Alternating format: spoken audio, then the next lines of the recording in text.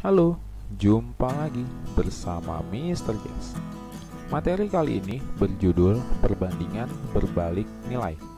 Materi ini dipelajari pada pelajaran matematika kelas 7 semester genap kurikulum 2013. Materi ini merupakan kelanjutan dari materi perbandingan dua besaran dan perbandingan senilai.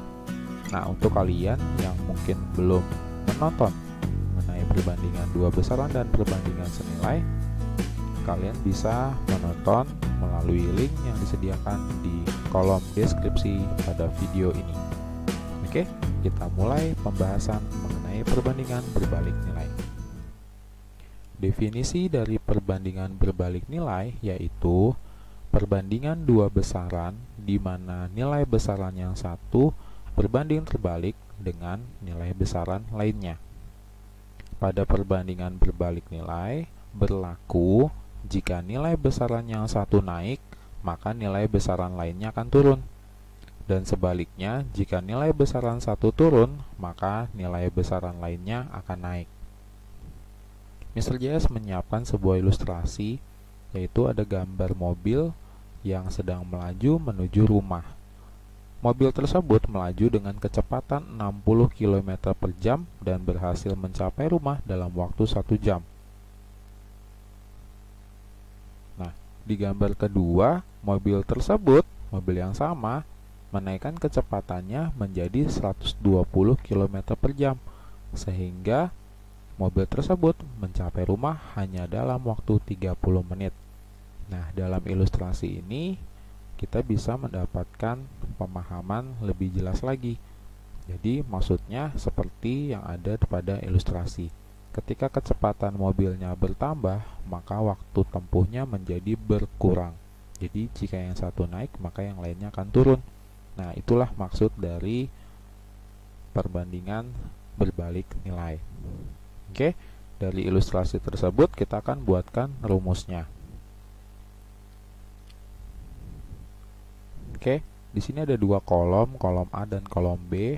Kolom A itu bisa mewakili mengenai kecepatan, ya, seperti ilustrasi tadi. Nah, sedangkan A1 dan A2 berarti menjadi kecepatan 1 dan kecepatan 2. Sedangkan yang kolom B menjadi waktu tempuh. Yang B1 waktu tempuh pertama dan B2 menjadi waktu tempuh kedua. Nah, tetapi kecepatan waktu itu tidak berlaku mutlak. Artinya dapat disesuaikan atau dapat diganti sesuai dengan kondisi soal. Oke. Nah, secara umum A dan B disebut nama besaran. A1 dan A2 adalah nilai pada besaran A, sedangkan B1 dan B2 sebagai nilai pada besaran B. Oleh karena itu, berlaku rumus A1 per A2 sama dengan B2 per B1. Oke ya, itu adalah rumus untuk materi ini. Oke. Teng teng. Oke, kita akan coba di contoh yang pertama. Suatu kereta melaju 60 km per jam. Nah, di sini kan berarti menyatakan kecepatan ya. Nanti kecepatannya sebagai besaran A. Menuju kota X dalam waktu 4 jam. Nah, di sini ada kata waktu. Nah, maka nanti waktu akan menjadi besaran B. Jika kereta api harus sampai ke kota X dalam waktu 3 jam, nah berarti kan waktunya turun ya, dari 4 jam menjadi 3 jam. Karena turun, maka besaran yang lain harus naik. Nah, maka laju kereta harus ditingkatkan menjadi titik-titik kilometer per jam. Nah, karena waktunya turun, maka kecepatannya harus naik. Satu turun, satu naik. Begitu ya. Oke, kita mulai pembahasannya. Nah, ini yang tadi kecepatan menjadi besaran A, sedangkan waktu menjadi besaran B. 60 km per jam menjadi A1, yang ditanya menjadi A2, 4 jam sebagai B1, dan 3 jam sebagai B2. Oke, untuk mengingatkan kembali, rumus kita adalah A1 per A2 sama dengan B2 per B1. Dan ini keterangan yang sudah kita tuliskan tadi. Kemudian kita mulai prosesnya. A1-nya adalah 60, A2-nya adalah yang ditanya, B1-nya adalah 4 dan B2-nya adalah 3. Sehingga jika ditulis menjadi 60 km per jam per A2 km per jam sama dengan 3 jam per 4 jam. Kemudian kita hilangkan satuannya ketika sudah sama ya. Nah, karena di contoh ini satuannya sudah sama semua, maka bisa kita hilangkan.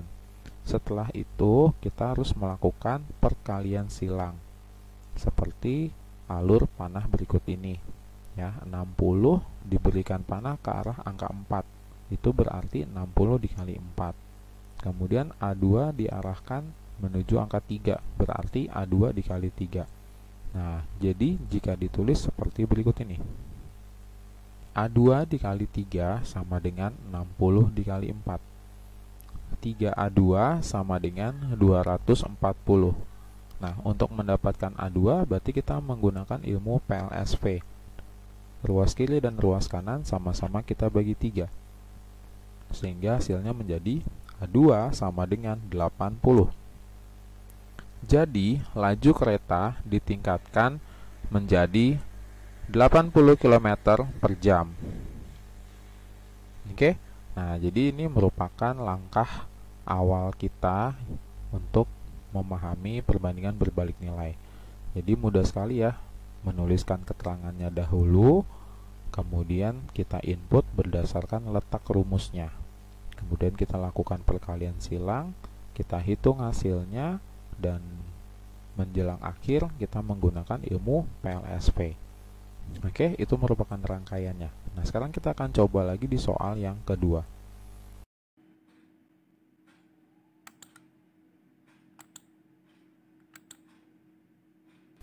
Contoh 2.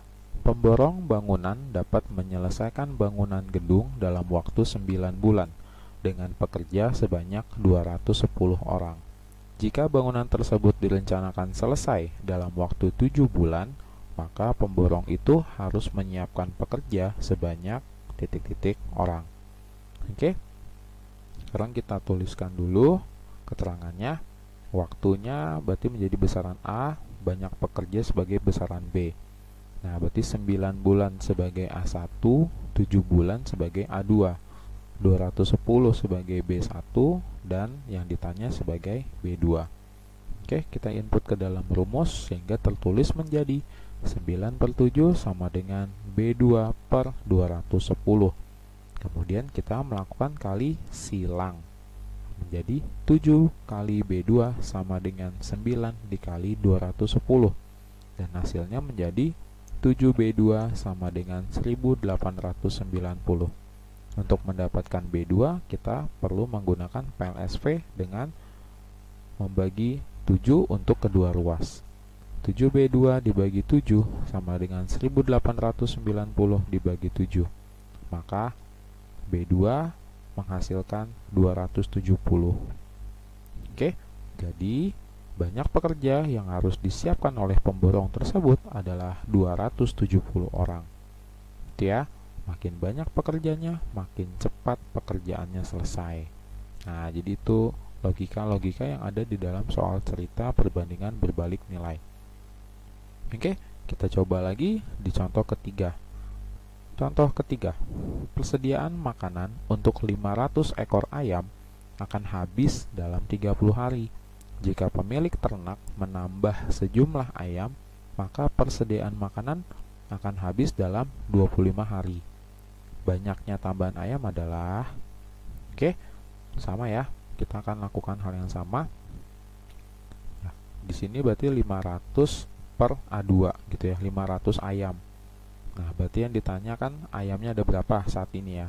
Nanti kita akan kurangi dengan banyak ayam di awal kondisi. Oke, sama dengan 25 per 30. 25 itu berarti sebagai B2 dan 30 sebagai B1. Kemudian kita lakukan perkalian silang.